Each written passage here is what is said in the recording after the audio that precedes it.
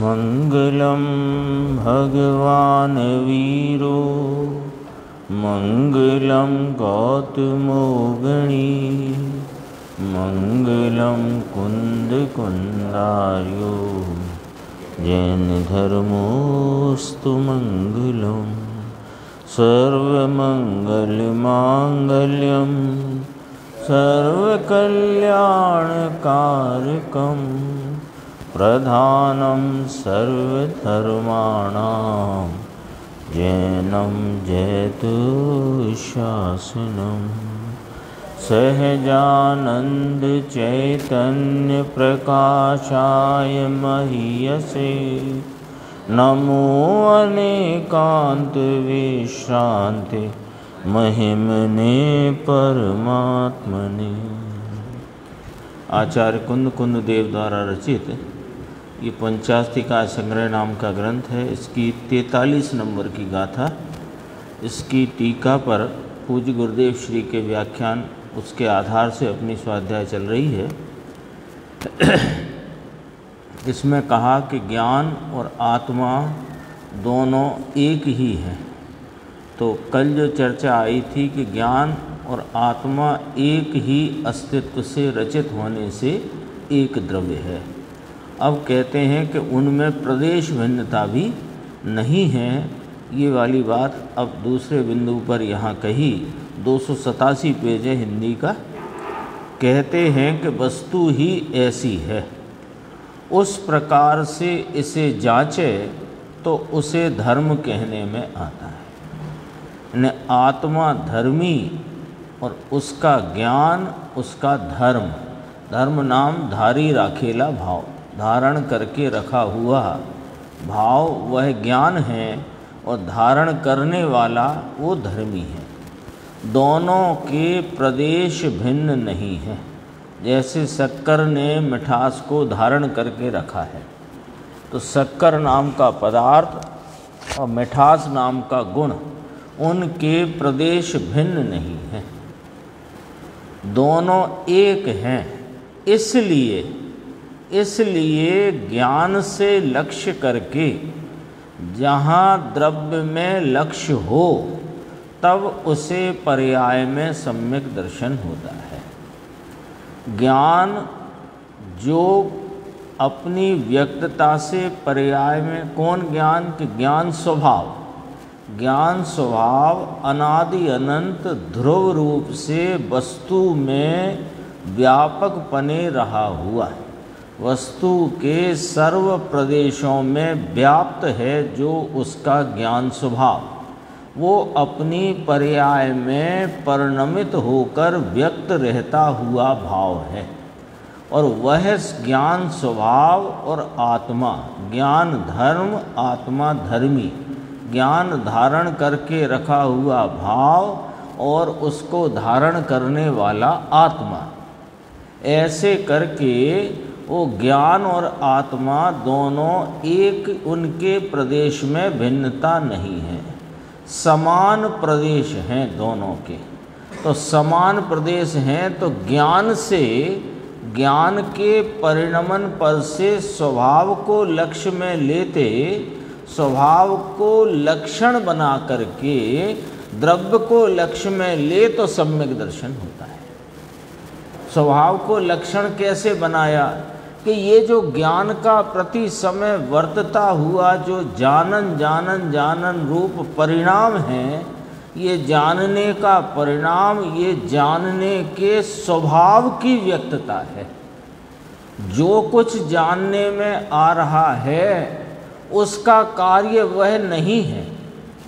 पुण्य पाप का भाव जो वेदन में है, वो पुण्य पाप का भाव का कार्य जानना नहीं है। जानने का कार्य जानने के स्वभाव से संपादित है। तो जानने का स्वभाव वह मेरा त्रिकाल लक्षण है। तो वो जानने की पर्याय पर से जानने के स्वभाव को लक्षण करके जानन स्वरूप आत्मा को लक्ष्य में ले तो सम्यक दर्शन होता है। ये इस गाथा में यही वाली बात कहना चाहते हैं चाहे वह एक अस्तित्व से रचित होकर के बात कही, प्रदेश की समानता की बात कही, दोनों का काल समान है ये बात कही, दोनों का भाव स्वभाव एक रूप है, एक है ये वाली बात कही। ये कह कर के ये कहने का प्रयोजन क्या है कि जो जानने की अवस्था भले वह मतश्रुत ज्ञान रूप हो, वो मतश्रुत ज्ञान रूप अवस्था में शास्त्र के शब्द आदि का भले ज्ञान वर्तता हो, उस ज्ञान के वर्तन में प्रवर्तन में कौन की व्यक्तता है? स्वभाव की व्यक्तता है। शब्द उसमें प्रसिद्ध हैं, वो शब्दों की प्रसिद्धि में दरअसल ज्ञान स्वभाव प्रसिद्ध है। शब्द तो गेय रूपता से प्रसिद्ध है, पर हर किसी भी प्रकार की गेय रूप प्रसिद्धि के काल में जो जानना है उसमें तो ज्ञान स्वभाव प्रसिद्ध है, और स्वभाव है वह स्वभाववान से अभेद है। स्वभाव और स्वभाववान के प्रदेश एक ही हैं, समान हैं।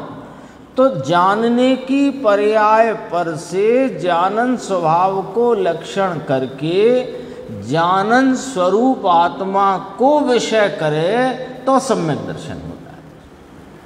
अब इससे सरल क्या बात हो सकती है?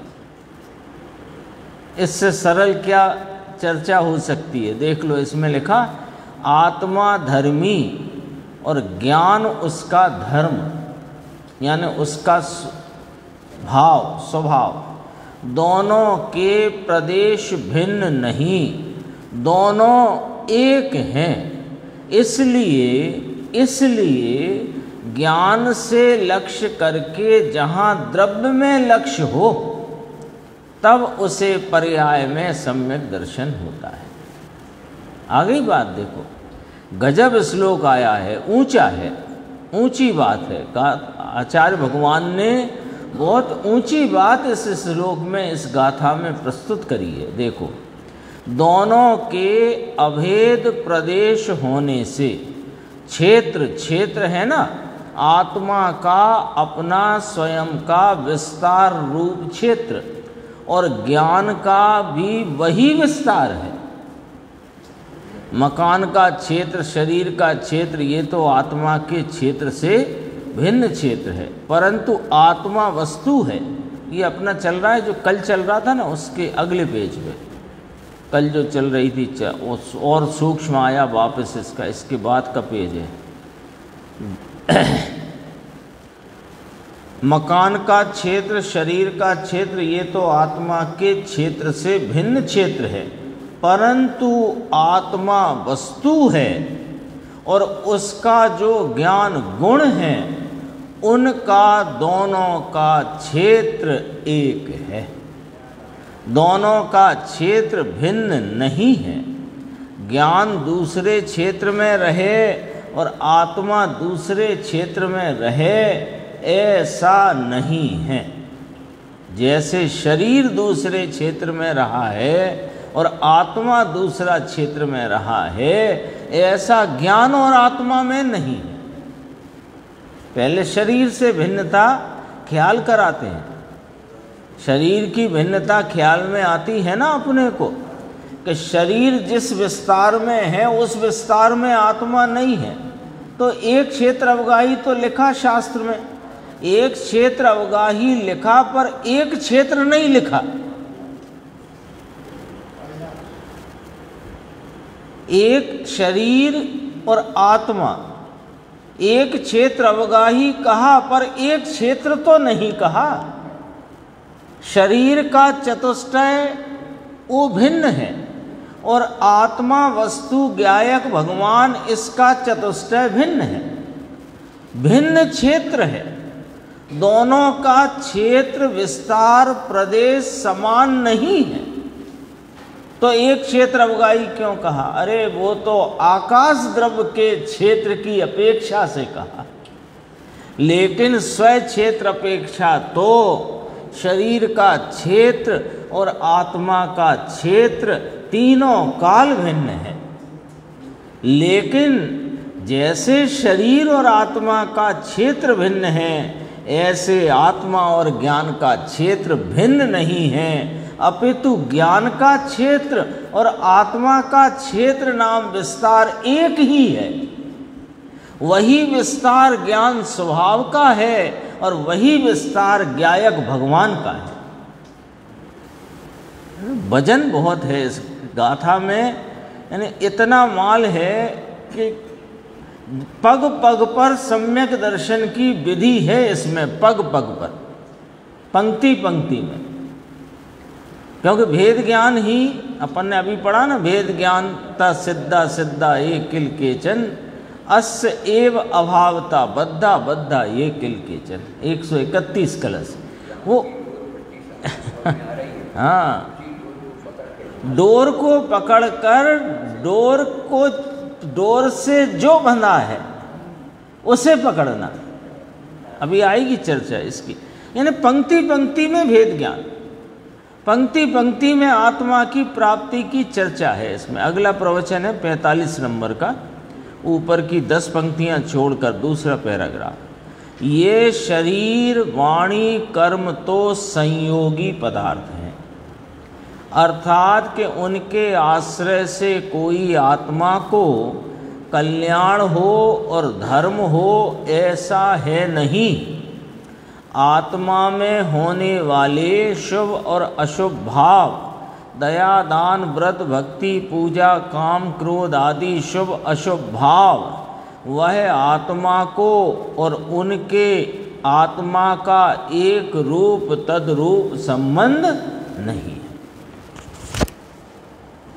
ज्ञान का और आत्मा का तद्रूपता का तादात्म्यपने का संबंध है, पर रागादि विकारी भावों का दया दान व्रत भक्ति पूजा खाना कमाना भोगना, इन परिणामों का और आत्मा का तद्रूपता का संबंध नहीं है, संयोगी संबंध है। जैसे शरीर वाणी मन कर्म आदि का इस आत्मा से संयोगी संबंध है, ऐसे ही पुण्य पाप के विकारी राग द्वेष दया दान के परिणाम का इस आत्मा के साथ संयोगी संबंध है, तद्रूपता का संबंध नहीं है।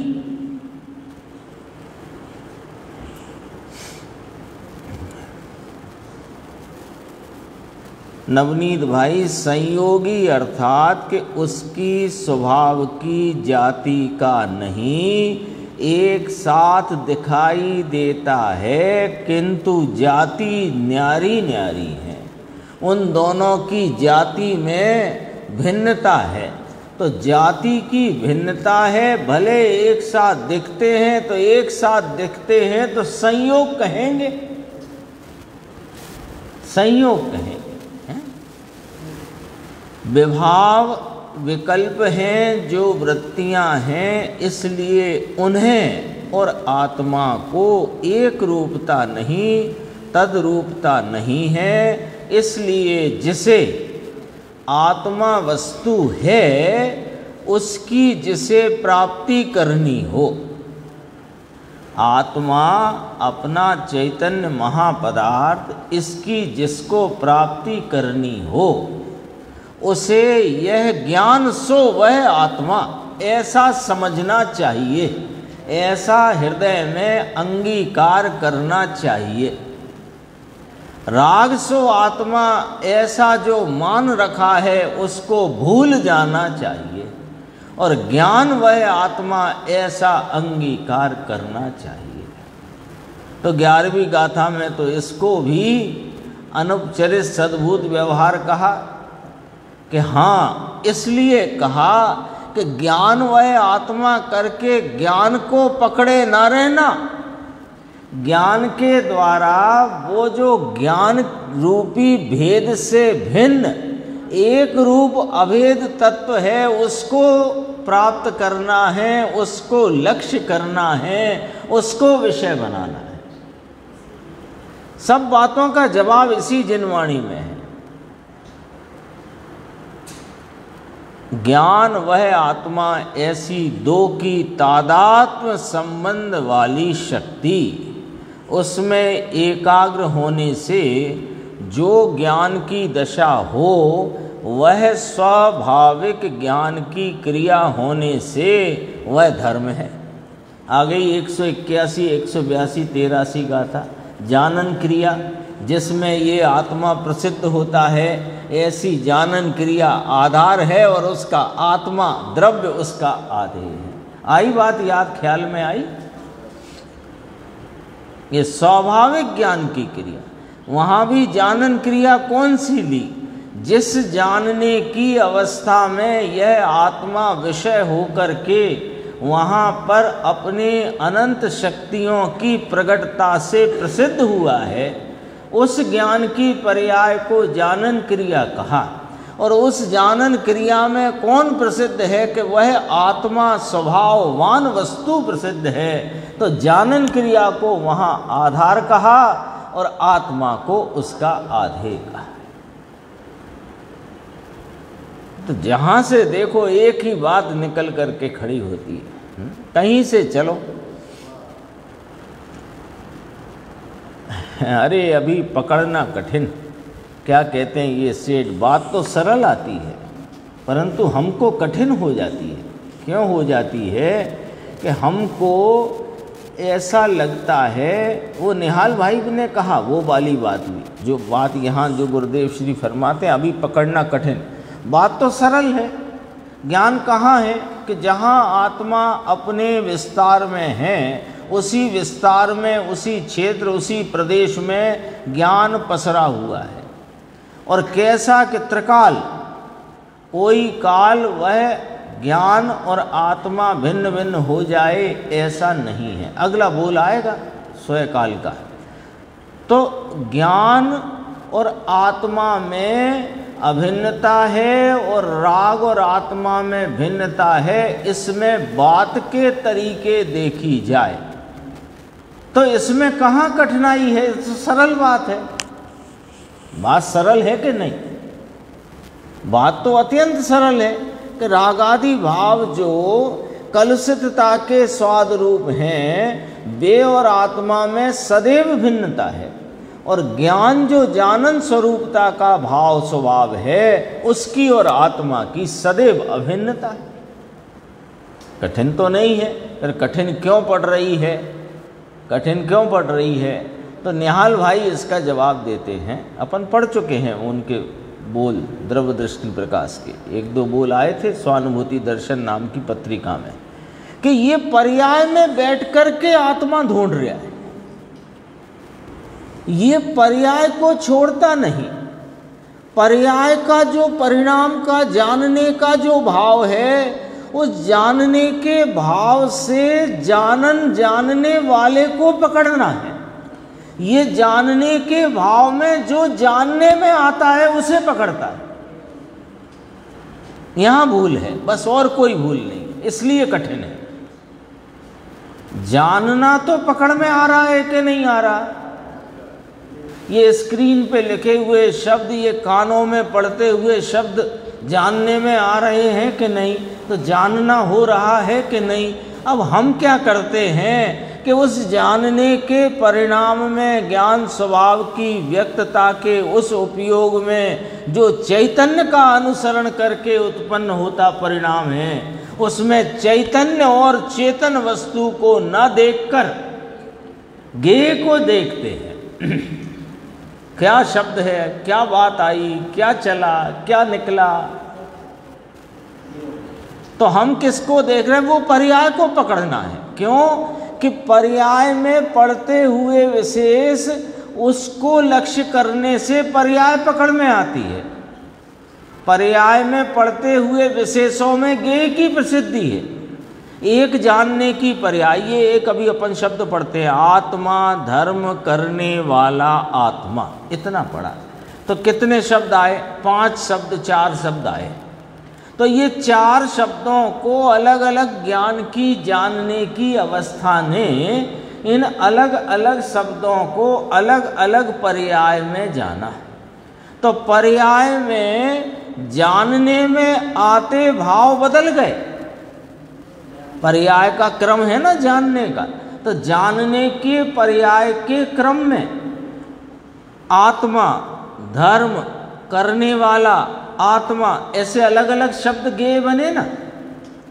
तो वो पर्याय में पर्याय बदलती गई और गेय रूप शब्द बदलते गए, लेकिन वहाँ पर ज्ञान स्वभाव बदला क्या? तो जो नहीं बदला वो पर्याय से रहित द्रव्य स्वभाव है, और जो बदल गया सो पर्याय है। पर्याय का लक्षण क्या? बदलने वाला सो पर्याय है, और जो नहीं बदलता वो स्वभाव है, स्वभाववान है। तो हमारा सारा जोर वर्तती पर्याय के द्वारा पर्याय में बदलते भाव पर लक्ष्य रहता है। तो जानने में आता हुआ भाव पकड़ते हैं, जानने वाले को नहीं पकड़ते, इसलिए कठिन है, और कोई कठिनाई नहीं, और कोई कठिनाई नहीं। वो गेयों को पकड़ते हैं दरअसल में, अब थोड़ी और बारी, वो पर्याय को पकड़ते हैं, क्योंकि गेय तो गेय में रह गया, उस गेय के निमित्त से पर्याय पलट रही है। वो पलटती पर्याय को पकड़ते हैं तो द्रव्य हाथ नहीं आता है। उस पलटती पर्याय में एक भाव तीनों काल अनादि अनंत एक रूपता से वर्तता है, उसे नहीं पकड़ते। वो पकड़ाई में आए तो सम्यक दर्शन हो गया। पग पग पर यहाँ पर भेद ज्ञान की बात लिखी है, पंक्ति पंक्ति में लिखी। तो बहुत अद्भुत गाथा है पंचास्तिकाई। बात तो सरल आती है। फिर आगे अपन चलते हैं, देखो 289 पेज आया, इसका अगला पेज। अब इसकी पर्याय में पुण्य और पाप के शुभ अशुभ भाव हैं। अब देखो ये बात बहुत गजब की है, 2 दिन से मेरे गूंज रही थी ये बात, यहाँ पर आई है। देखो इसकी पर्याय में पुण्य और पाप के शुभ अशुभ भाव हैं, उन्हें घटाना अथवा उनका अभाव करना। तो भी जब उसे घटाना और अभाव करना तो भैया जिसमें वस्तु नहीं। कसाय घटाओ, कसाय घटाओ। अरे कसाय हुई नहीं, मैं काय को घटाऊं? कसाय से हटो, घटाओ वटाओ नहीं। घटना तो उनके क्रम में स्वतः होता है। ये वास्तव में सच्चाई ये है कि जिनेंद्र कथित जो जिनवाणी और उसकी परंपरा में आए हुए शास्त्रों के अभ्यास में हमने सही दिशा नहीं पकड़ी और निमित्ताधीनता और कर्ता बुद्धि का पोषण किया, तो हमको सच्ची बात सामने लिखी होने पर भी समझ नहीं आती। तो वो निमित्ताधीनता के और कर्ता बुद्धि के नशे में हमको लगता है कि कषाय घटाओ। उपदेश है जिनवाणी में। अरे जिनवाणी में कषाय घटाने का उपदेश नहीं है, वीतरागता का उपदेश है। इसी ग्रंथ की 172 नंबर गाथा में कहेंगे चारों अनुयोगों का तात्पर्य तो वीतरागता। देखो ये थोड़ी बात समझना, भाषा ऐसी है, जिसमें वस्तु नहीं वह पुण्य पाप वस्तु नहीं आत्मा में, वह उसकी ओर के लक्ष्य से उन्हें घटा सकता है और उनका अभाव कर सकता है। क्या प्रश्नवाचक आना था यहाँ? अच्छा उसमें है, इसमें हिंदी में वो पूर्ण विराम लगा है, तो मैंने लगाया है वहाँ पर प्रश्नवाचक, हाँ लगाया है मैंने उसको। देखो जो पुण्य पाप इस आत्मा वस्तु में है ही नहीं, पुण्य पाप से ये वस्तु सदा काल न्यारी है, भिन्न है, अलग है, जाति अलग है। तो पुण्य पाप के भाव के लक्ष्य करने से ना तो वे पुण्य पाप के भाव घटेंगे और ना उससे भिन्न ये जो आत्मा अपना वस्तु तत्व है ये हाथ आएगा। न्याय समझ में आता है कुछ? पूछते हैं गुरुदेव, न्याय समझ में आता है कुछ?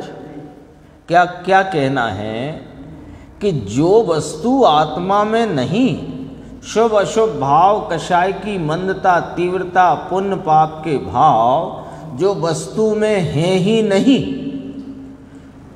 उनको घटाना है, उन्हें मिटाना है, ये बात तुम्हारी बेजा है, व्यर्थ है। कर्मों का अभाव करना है, ये बात तो दूर रहो। लेकिन हमारी परिणति में से अशुद्धता, मलिनता हटाना घटाना है, ये बात भी दूर है। क्यों? कि जो है नहीं स्वभाव में, तीनों काल इस आत्मा में पुण्य पाप रूप भावों का अभाव है, तो उसे हटाना, मिटाना, घटाना, ये कार्यक्रम हमारे एजेंडा से बाहर है। तो है तो सही परिणति में, परिणति में है, वस्तु में है क्या? तो वस्तु में नहीं तो तुम कैसे मिटाओगे? चलो, तो क्या करना है? तुम्हें तो तुम में रहना है, जो तुम हो उसमें रहो। तो फिर क्या होगा कि उन्हें वे तो स्वतः घटते चले जाएंगे, मिटते चले जाएंगे, नाश होते चले जाएंगे। तो वे तो नाश होते हैं, सो ज्ञान कराया है करणानि योग में। तो उसे कथन की शैली में ये कहा कि घटाना है, लेकिन वास्तविकता तो समझना पड़ेगी ना। देखो और आगे कहते हैं, कोई कहे मुझे तो अधर्म घटाना है। अधर्म यानी क्या? वही पुण्य पाप के भाव। कहीं शरीर वाणी ये कोई अधर्म है क्या? ये तो वस्तु है जगत की। इसकी पर्याय में, अवस्था में विपरीत मान्यता है कि मैं पुण्य और पाप वाला हूँ, मैं पर वाला हूँ, मैं स्वभाव वाला नहीं। ऐसी जो दृष्टि विपरीत है, ये विपरीत दृष्टि है, ये स्वभाव में नहीं है। ये पुण्य पाप और उनके निमित्त आदि पर पदार्थ, ये आत्म वस्तु के किसी प्रदेश में नहीं पाए जाते। तो पॉइंट वही चल रहा है ना, आत्मा वस्तु असंख्यात प्रदेश विस्तार वाली, इसके असंख्यात प्रदेशी विस्तार में किसी प्रदेश में पुण्य पाप नहीं पाया जाता। शरीर वाणी की तो बात दूर करो। तो ये अपने प्रदेश में नहीं, अपने में होते नहीं, अपनी चीज नहीं, और उसको मानता है कि ये मेरे हैं। ये विपरीत दृष्टि है। देखो अब यहाँ से न्याय पकड़ना कि वो स्वभाव में नहीं है पुण्य पाप। अरे संसार अवस्था में तो जीव के में है कि नहीं राग आदि? तो हम पूछ रहे हैं अब आपसे कि संसार अवस्था में क्या जीव के स्वभाव में है राग आदि? यहां से जवाब पकड़ो ना, यहां से पकड़ो बात को। देखो साहब, संसार अवस्था में तो है राग आदि भाव, तो अवस्था में कहा है ना, स्वभाव में कब कहा है? बताओ किस जिनवाणी में लिखा है? कहाँ लिखा है? अवस्था में कहा ना, संसार अवस्था में, यानी संसरित रूप से परिणमित जीव की जो अवस्था है, उस अवस्था में पुण्य पाप हैं, स्वभाव में है, ये ऐसा कहाँ लिखा है? और स्वभाव में नहीं है, ये लिखा है पग पग पर। तो अब यहां से न्याय देखना, जो स्वभाव में नहीं है, जो नहीं है मेरे स्वभाव में, वो मैं उन्हें टाल सकता हूं?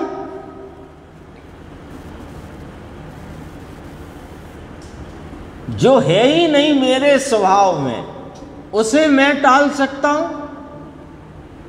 कैसे होगा ऐसे?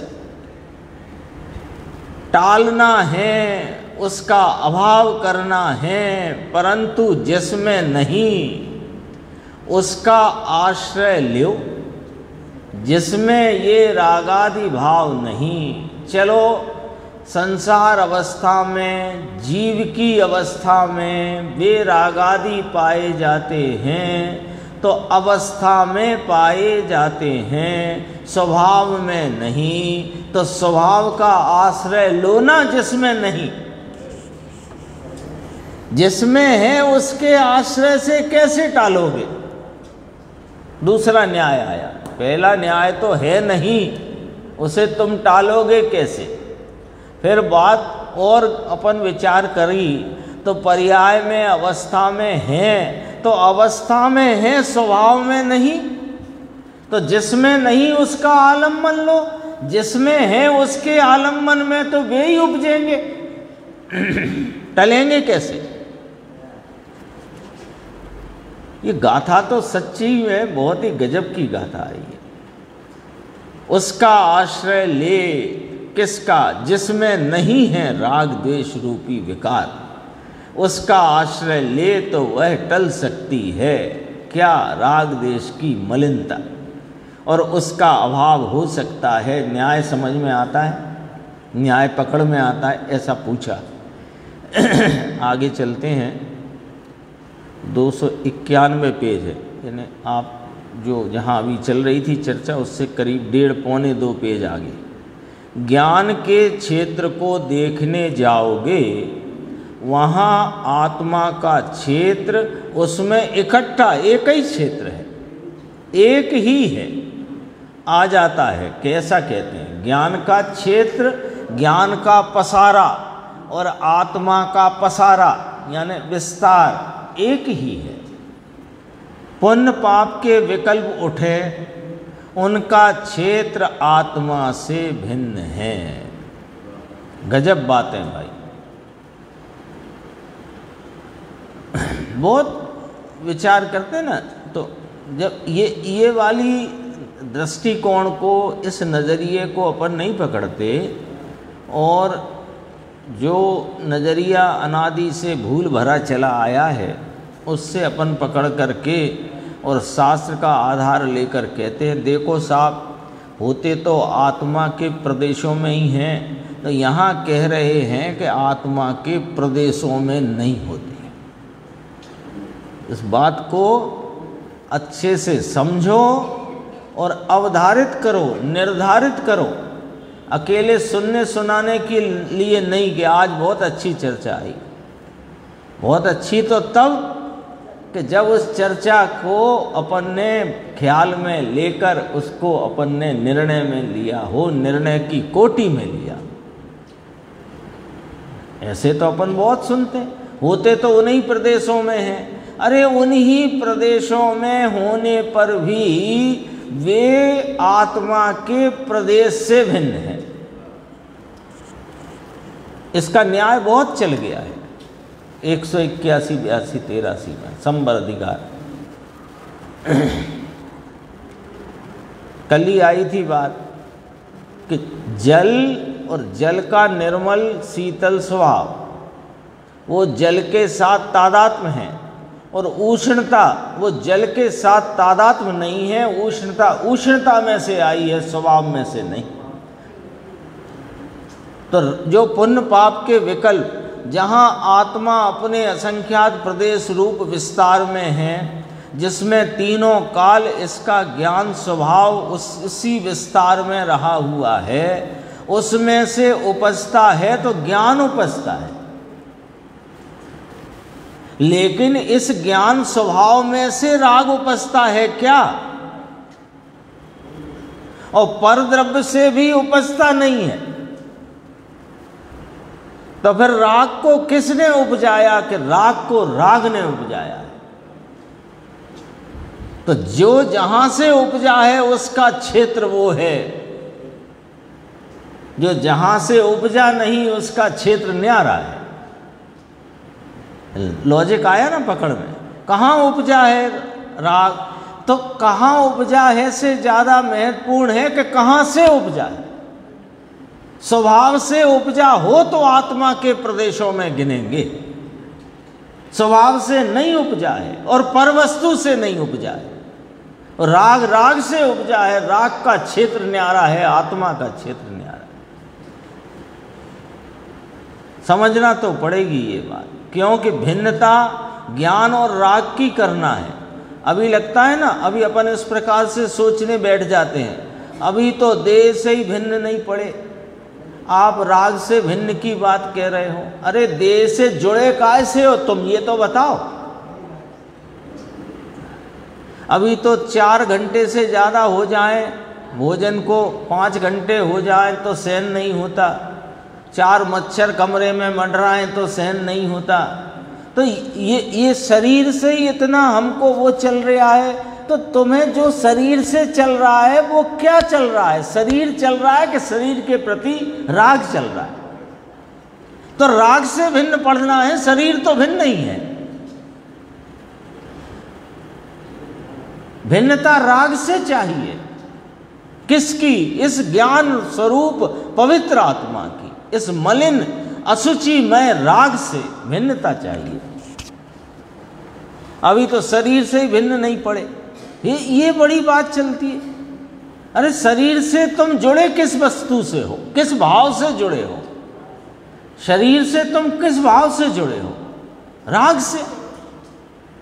और कैसे जुड़े हो? और जुड़ने का बताओ। ये शरीर तुम्हारे आत्मा के प्रदेशों में घुस गया है कि तुम शरीर के प्रदेशों में घुस गए हो? राग से ही तो जोड़ बनाया है। तो राग से अपने को भिन्न देखो तो शरीर भरीर सबसे छूट जाओगे, सबसे भिन्न अपना आत्मा निराला भासित होएगा, निराला दिखेगा, सबसे निराला। पुण्य पाप के विकल्प उठते हैं, उनका क्षेत्र आत्मा से भिन्न है। गजब बातें भाई। सर्वज्ञ परमेश्वर वीतराग अनंत अमृत आनंद के कुंड को उछाल कर जो अनुभव करते हैं, वैसे परमात्मा की वाणी में ये आया है, जिन्होंने अपने आत्मा को वीतराग स्वरूप ज्ञानानंदमय अनुभव किया है। अरिहंत भगवान को आत्मा कैसा जानने में आ रहा है? राग रूपी कि वीतराग स्वरूप? तो फिर आत्मा वीतराग स्वरूप हुआ कि राग रूप हुआ?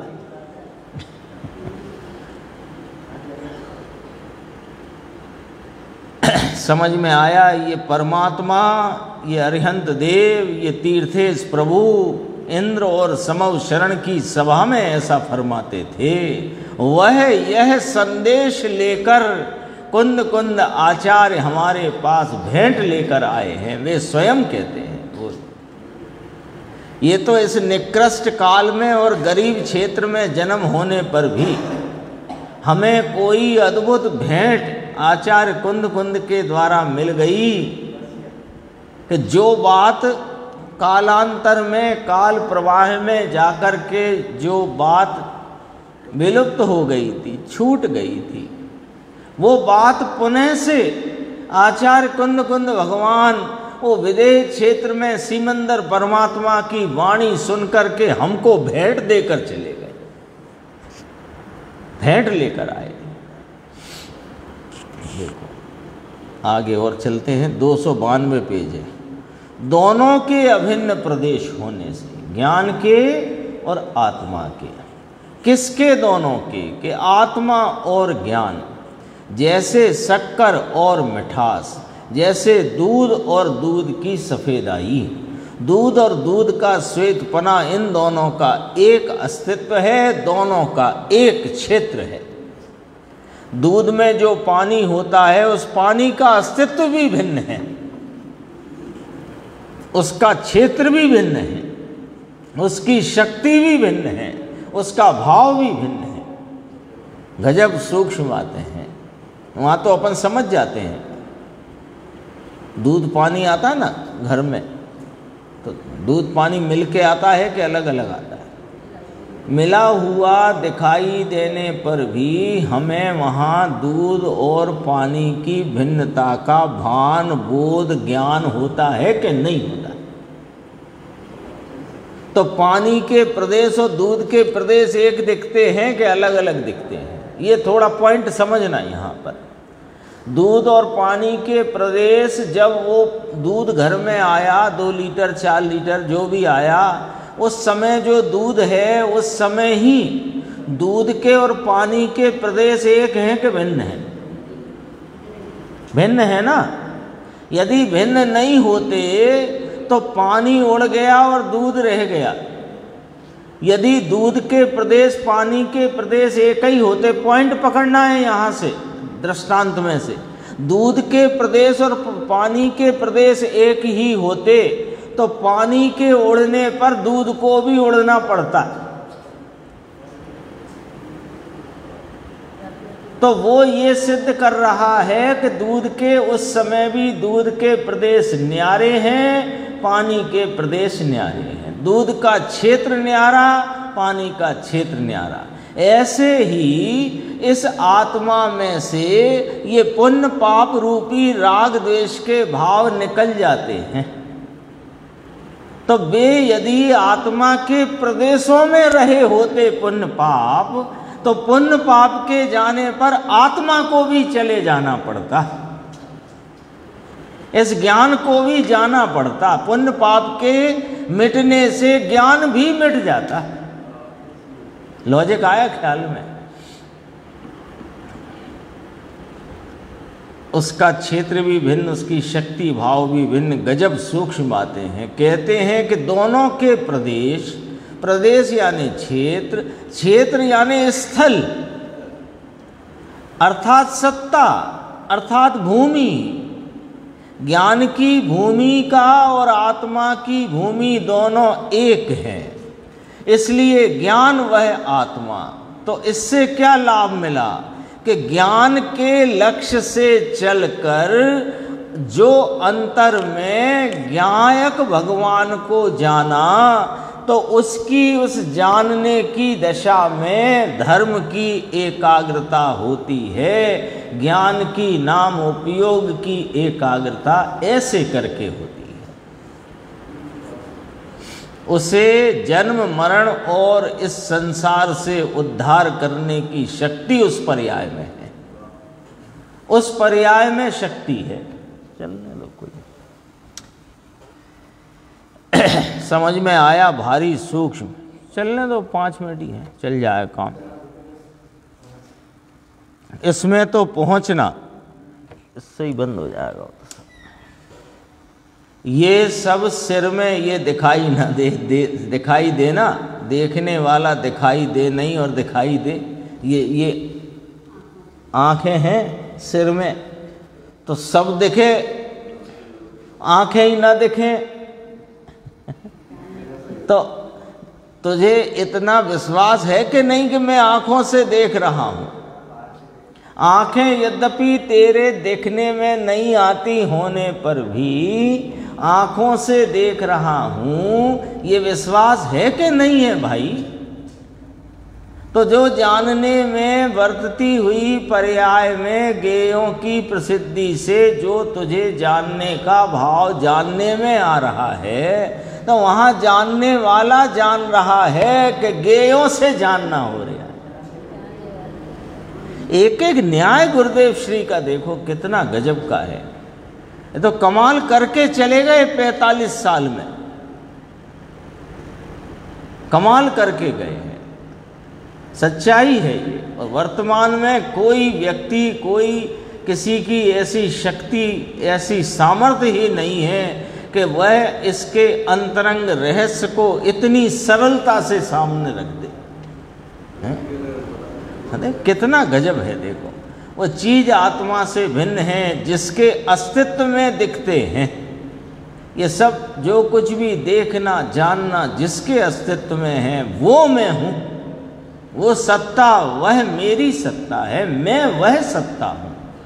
और आगे चलते हैं, देखो एक वो बीच में गुरुदेव ने लिया, जामनगर का लड़का पूछता है आंखें बंद करें तो अंधेरा दिखता है, तो अंधेरा दिखता है तो अंधेरा कौन देख रहा है,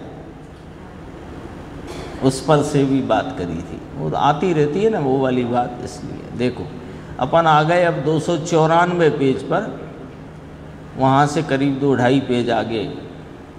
यहाँ तक तो कल अपने आया था, दोनों के अभिन्न, दोनों कौन, ज्ञान और आत्मा। अब दोबारा से समझाते हैं, राग और ज्ञान नहीं तथा राग और आत्मा नहीं, इन दोनों की भिन्नता है। राग की और आत्मा की भिन्नता है, राग की और ज्ञान की भिन्नता है, और ज्ञान की और आत्मा की अभिन्नता है। ज्ञान के और आत्मा का क्षेत्र समान है, ज्ञान का राग का क्षेत्र न्यारा न्यारा है, राग और आत्मा का क्षेत्र न्यारा न्यारा है। जानने वाला वह जानने वाला और आत्मा दोनों का क्षेत्र एक और अस्तित्व भी एक। अब ये निर्णय कौन करता है, ये निर्णय कौन करेगा कि ये पर्याय निर्णय करती है। ये निर्णय पर्याय करती है कि जानने वाला स्वभाव और जानने वाले स्वभाव का स्वभावमान, वे दोनों एक ही अस्तित्व से रचित, एक ही विस्तार में रहे हुए भाव हैं। ये निर्णय पर्याय करती है, पर्याय अर्थात अवस्था निर्णय करती है। ये ज्ञान वह आत्मा, दोनों का अस्तित्व एक और दोनों का क्षेत्र अभिन्न, एक ही क्षेत्र है ऐसा ज्ञान निर्णय करता है। तो द्रव्य जो वस्तु हुई आत्मा, उसका ज्ञान गुण हुआ, तथा ज्ञान और आत्मा एक है ऐसा जो निर्णय करती है वो पर्याय है। ले गुण पर्याय व द्रव्य, ये आ गया, पूरा प्रमाण खड़ा हो गया। लेकिन इसमें जो पर्याय निर्णय करती है उस पर्याय का लक्ष्य पर्याय पर नहीं है। इसलिए जो द्रव्य लक्ष्यगत करना है, जिसका आलम्बन लेना है, जिसका पर्याय आश्रय लेती है, वो द्रव्य पर्याय से रहित है, वो पर्याय से भिन्न है। सुबह भी चली ये चर्चा, परमात्म प्रकाश 77 नंबर की गाथा। वह पर्याय, ये पर्याय वह धर्म है। ये पर्याय कौन सी पर्याय? जो पर्याय अपने को पर्याय न अनुभवती हुई, अपने को गुण भेद से भी दूर रखकर एक रूप स्वरूप आत्मा को देखती, अब अनुभवती हुई जो पर्याय है, उस पर्याय का नाम धर्म है। अब तीसरा बोल यहां से लिया था, देखो, दोनों एक समय में रचे जाते होने से आत्मा और ज्ञान दोनों का एक काल है। द्रव्य की बात आई, क्षेत्र की आई, अब काल की बात। दोनों कौन के? आत्मा और ज्ञान, जानना और आत्मा जानने वाला, दोनों एक समय में एक ही काल होने से इसको ऐसे कहा कि एक ही काल में रचे जाते होने से, एक काल में ही होने से दोनों को एक कालपना है। ज्ञान के अस्तित्व का काल अलग और आत्मा के अस्तित्व का काल अलग, ऐसा है क्या? कि नहीं, दोनों एक ही काल है, दोनों का एक ही काल है। पुण्य पाप के अस्तित्व का काल भिन्न है और आत्मा का काल भिन्न है। ये क्या बात कही कि आत्मा और ज्ञान त्रिकाल सदैव हमेशा एक साथ रहे हैं, जबकि पुण्य और पाप के भाव कभी भी आत्मा के साथ सदैव नहीं रहते। तो काल न्यारा सिद्ध हुआ। जैसे अभी प्रदेश पर अपन ने न्याय देखा था, काल भी न्यारा हुआ। जैसे दूध और पानी का काल न्यारा, पर दूध का और चिकनाई का एक काल है, पर दूध और पानी का काल न्यारा है। दूध जहाँ जहाँ दूध वहाँ वहाँ चिकनाई, यानी दूध और चिकनाई हमेशा एक साथ है कि नहीं? कभी ऐसा हो सकता है कि दूध हो और चिकनाई ना हो, लेकिन दूध हो और पानी ना हो, ऐसा होता है ना।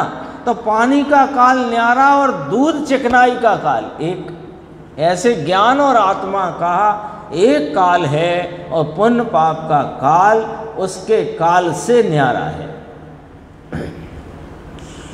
पुण्य पाप के अस्तित्व का काल भिन्न और आत्मा का काल भिन्न। आत्मा त्रिकाली और ज्ञान त्रिकाली है, तथा पुण्य पाप तो क्षणिक एक समय की विकल्प रूप अवस्था है, वह आत्मा का स्वरूप नहीं है। यहाँ तक बात आई, फिर इसमें आगे बहुत अच्छी बात आने वाली है, अपन आगे की स्वाध्याय में लेंगे।